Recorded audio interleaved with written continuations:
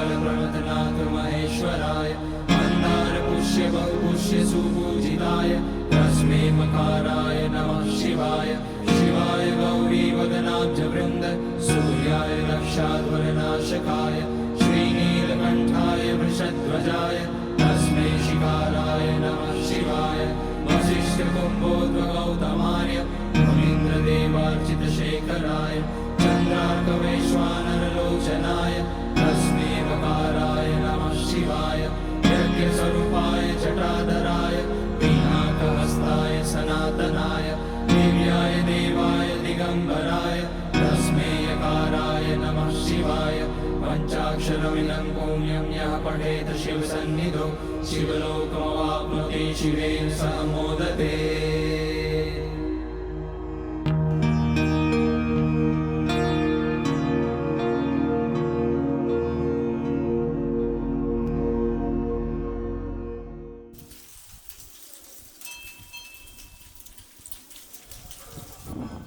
आदि कैलाश मतलब एक छोटा कैलाश। पूरे संसार में पंच कैलाश के नाम से कैलाश जाना जाता है। जो सबसे पहले आता है मानसरोवर, मानसरोवर के बाद आता है हमारा आदि कैलाश, जिसको छोटा कैलाश कहते हैं, और मानसरोवर को बड़ा कैलाश भी बोलते हैं। तो ये आदि कैलाश के बाद आता है किन्नर कैलाश, मणिमहेश, श्रीखंड कैलाश।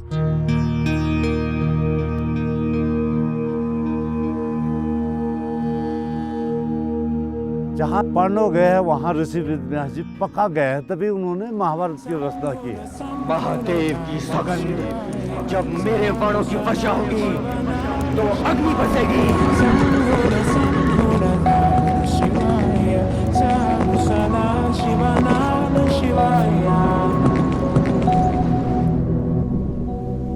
तो महाभारत की रचना किस में हुई है? रेल में खाली कागजों में नहीं हुई है, वो भोजपत्र में हुई है। भोजपत्र आप यहाँ क्या है देखने आप इफरात मात्रा में है, बोझ ही बोझ के पेड़। तो उन्होंने यहाँ अपनी खेती बनाई। हमारे यहाँ बैपलती के नाम से 2 खेती उनकी देन है, बैपलती और समान नपल करके हमारे पितरों की देन है। तो हम लोग क्या है ब्यास मेला करते हैं। ब्यास मेला किस लिए करते हैं? व्यास जी के नाम से मेला चलता है। जिस दिन रक्षाबंधन होता है उस दिन हमारे यहाँ व्यास जी के नाम से मेला होता है।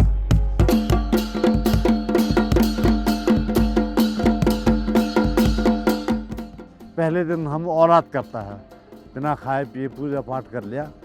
दूसरे दिन फिर खेल कूद सब 2-4 दिन से 3-4 दिन का प्रोग्राम रहता है हर साल। तो इस बेले के लोग हम क्या व्यास जी के मतलब वो संतान मानते हैं।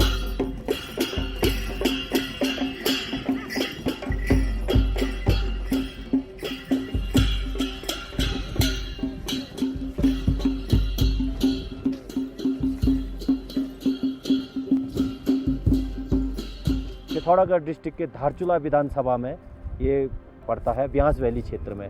ये ब्यास वैली क्षेत्र में 7 गांव पड़ते हैं, जहां वेद व्यास जी ने यहाँ पर इस क्षेत्र की रचना किया था।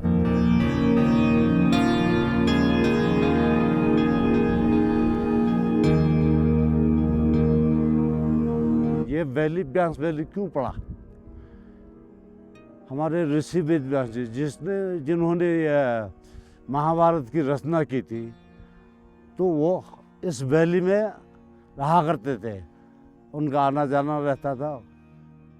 तो उन्हीं के नाम से व्यास वैली पड़ा हुआ है।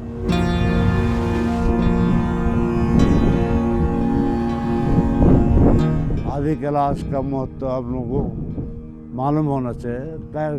किस वजह से आदि कैलाश बना या उसकी उत्पत्ति कैसे हुई?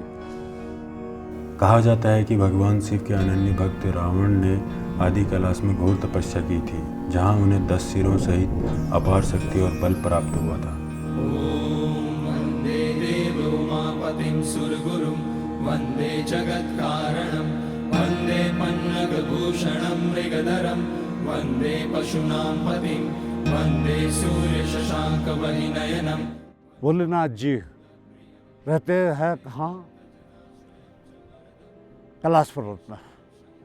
तो कैलाश में जब भी चाहे कोई मानव हो, कोई दानव हो, देवी देवता हो, उनको परेशानी जब हुई तो कहाँ जाते थे? उनकी शरण में। तो उनकी भी अपनी परमात्मा रही होगी, वो भी अक्सर तपस्या में लीन हुआ करते थे भोलेनाथ जी। तो उन्होंने एक दिन ऐसा प्लान बनाया, न नंदी को बताया अपने गणों को, न पार्वती जी को बताया, वो गुल हो गए वहाँ से। कई महीनों, कई दिनों, महीनों तक ढूंढते रहे। अब भगवान की लीला है, ये गए तो कहाँ गए। आखिर आके यहाँ आदि कैलाश में उन्होंने वो बैठ रहे और इन्होंने अपनी तपस्या पूर्ण यहाँ की। वन्दे मुकुन्द प्रियं वन्दे भक्तजनाश्रयं च वरदं वन्दे शिवं शङ्करम् ॐ मृत्युञ्जयाय रुद्राय नीलकण्ठाय शम्भवे अमृतेशाय शर्वाय महादेवाय ते नमः। जब अपनी तपस्या, उनकी तपस्या खुद की पूरी हुई तो उन्होंने क्या है, पार्वती मैया अपने गणों को अपना रास्ता बता दिया, मैं इस ओर हूँ। तो आते कहते हैं तो जहाँ पार्वती मतलब सरोवर है उसके पास में और बड़े आदि कैलाश में बैठे थे हमारे भोलेनाथ जी। यहाँ पार्वती सरोवर के पास जब पहुँचे, दोनों की आंखें मिली तो वहाँ पार्वती सरोवर का उद्गम हुआ, उत्पत्ति हुई।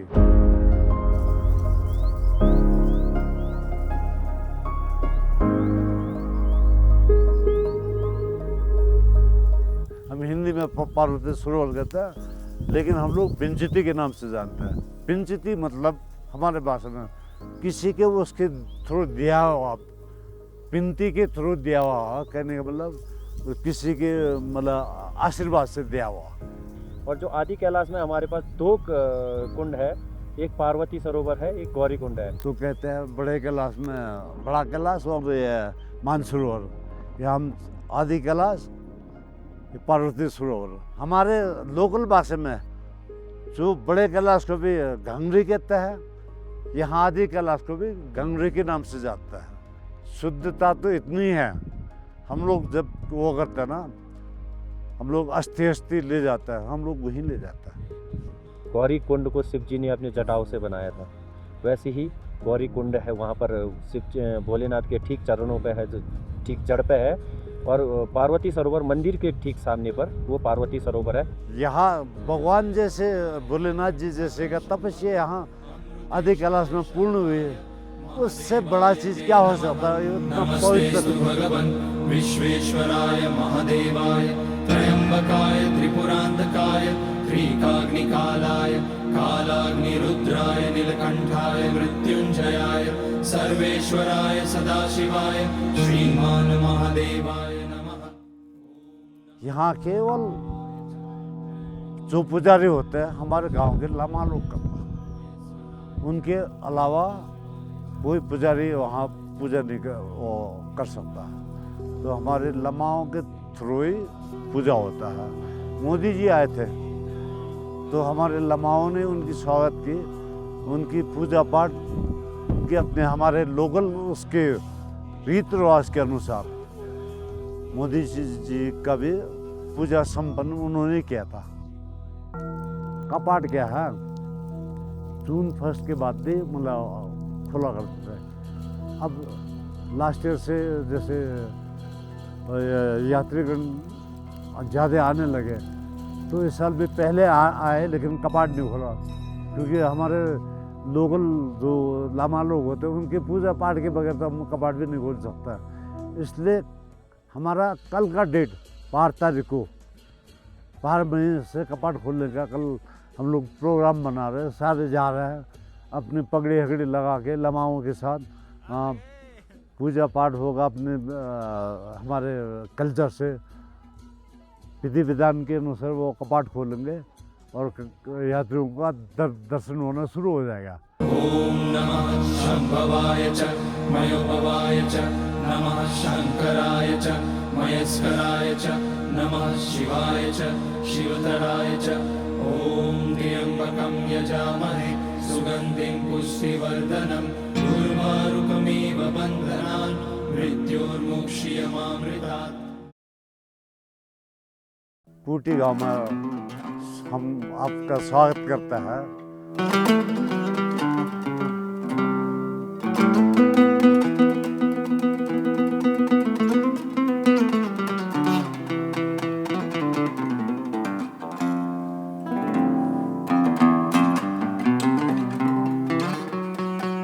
तो कुंती माई के नाम से यहाँ यह कूटी पड़ा हुआ है, और क्या है यहाँ कुंती माई के नाम से यह शिला है, उनका शिला भी है।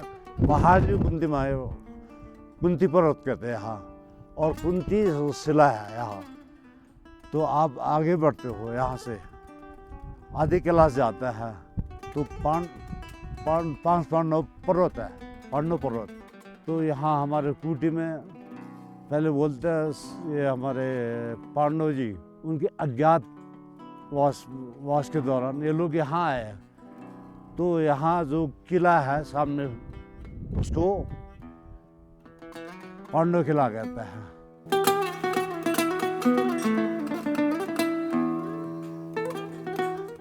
यदि चाहे तो इस गांव में जब बर्फ पड़ता है, यहाँ स्टिंग एरिया होता है टोटल, बिल्कुल बर्फ ही बर्फ। यहाँ नदी जो है ना बिल्कुल लबालब रहता है बर्फ से, नदी के ऊपर चलना होता है उसमें बर्फ में। यहाँ से आपका 9-10 किलोमीटर दूर तक पैदल जाया करते थे उसमें, जब बर्फ के ऊपर जाया करते थे। दूर से देखेंगे मतलब पश्चिम की ओर जो पहाड़ है उसे ब्रह्म पर्वत कहते हैं। वो पर्वत क्या है, बर्फ बिल्कुल ब्रह्मा की दाढ़ी की तरफ।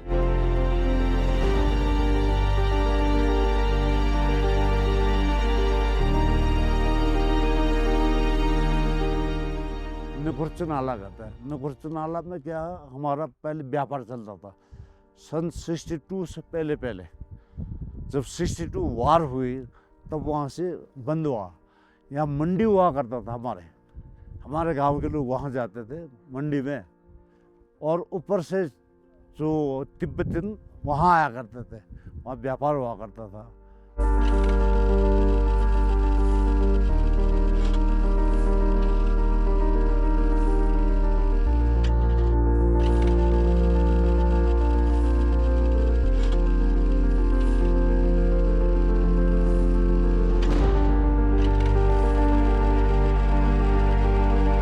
सन 80 से पहले बिल्कुल हरियाली रहती थी। हम लोग ये नंपा नाला से ऊपर सब खेती बोया करते थे। ये सामने है वो खेत का ही है, उससे नीचे भी खेती का है पूरा। तो धीरे धीरे पलायन होने की वजह से हमारे गांव में अब कुछ सर्विस लग गए, अपने बच्चों को लेकर गए, परिवार लेकर गए, पलायन होता गया। तो धीरे धीरे सबने खेती बाड़ी बोना छोड़ दिया। यहाँ ग्लेशियर बहुत तगड़ा ग्लेशियर है। लोग पहले क्या है, हमारे लोग आपका 75, 76, 77 तक लोग बकरी लेकर जाते थे। वहाँ जो मतलब दरार पड़ा हुआ करता था, वो उसमें क्या करते थे हमारे लोग, पीठ में एक तख्ता रख लिया, जहाँ फटा हुआ है वहाँ रख दिया, तख्ता चल देते। यदि हो सकता है वो हमारा सही ढंग से चले यात्री, कुछ सालों में अब रोड पहुंच गया। बहुत अच्छा स्कोप है एक उसका पर्यटन क्षेत्र में। तो एरिया भी हमारा क्या, आप आए ये जून के आधे में और अब सितंबर लास्ट तक यहाँ हरियाली नज़र आएगी। खेती पाती उसमें हल्का फुल्का, जितना हम लोग खेतों के 10% भी नहीं बोता अभी, फिर भी खेती रहती है।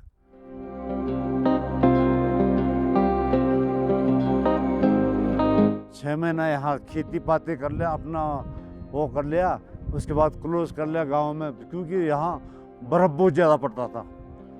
तो वहाँ से अपने जानवरों को लेकर जाया करते। उस समय आपका 20-25 दिन चलना पड़ता था। वो रोड इलाका नहीं होता था, उसी पहाड़ को चढ़ो, उसी पहाड़ में उतरो, उसी पहाड़ में चढ़ो, उसी पहाड़ में उतरो, क्योंकि रास्ता भी बहुत सकरा हुआ करता था। लोगों को चक्कर आ जाए वैसे रास्ते में। जानवरों को लदा के अपना राशन पानी थोड़ा बहुत जाते थे दाखिला तक।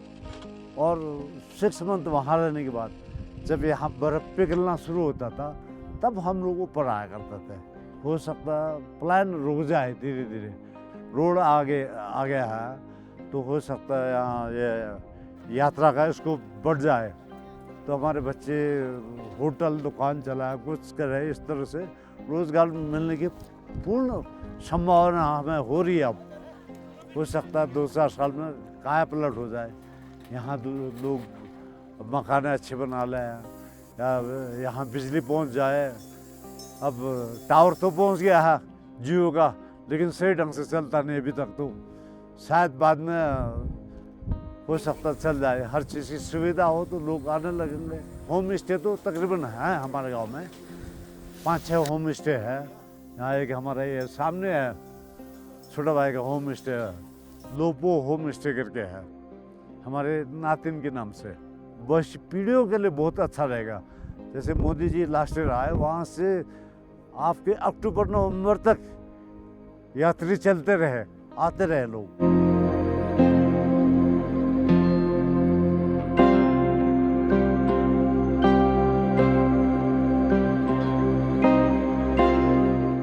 तो 2026 में हमारा यहाँ क्या है, कुंभ मेला है। कुंभ मेला कब होता है? जब क्या है आपका बड़े कैलाश में कुंभ होता है, उसी साल हम लोग यहाँ बनाते हैं। तो ये जुलाई अगस्त में हमारा कुंभ मेला होता है, तो उसमें आइए, वेलकम है आप लोगों का।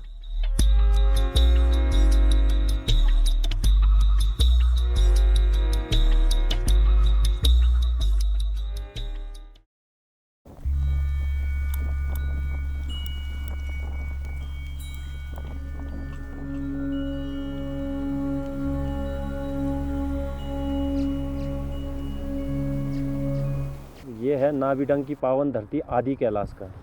यहाँ नाभिडंग में ओम पर्वत का दर्शन होता है। और ये नाभिडंग नाम ऐसे ही नहीं पड़ा इसका, ये जो यहाँ पर नेवल है, नेवल बोले तो नाभि, इस नाभि के कारण ही इस पावन धरती का नाम नाभिडंग पड़ा है, जहाँ पर ओम पर्वत स्थित है। कहा जाता है कि संसार में ओम 7 है, 7 ओम है। तो यहाँ पर जो प्रत्यक्ष रूप से आपको वास्तविक ओम दिखाई दिया, यह है नाभिडंग।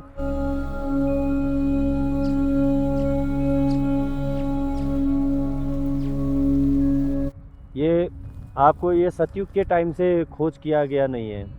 यहाँ पर क्या है कि भगवान भोले शंकर का वास है, कोई दैवीय शक्ति मनुष्य के कारण ही इसका खोज हुआ है। किसी के थ्रू मालूम पड़ा कि फोटो जब उन्होंने लिया, कैमरे में कैप्चर किया, तब उसमें ओम नजर आया। तब से हम लोग ओम पर्वत के नाम से वो करता है। लेकिन वो तो कुदरती आदि समय से बना हुआ है, लेकिन किसी कोई लोग ध्यान नहीं देते। और ये प्रत्यक्ष रूप से दिखाई दिया है, तब से ओम भगवान यहाँ कृपा भी करता है। यहाँ पर कभी आप अगर आप सच्चे मन से आओगे तो ओम की ध्वनि भी आपको सुनाई देगी, जैसे ओम।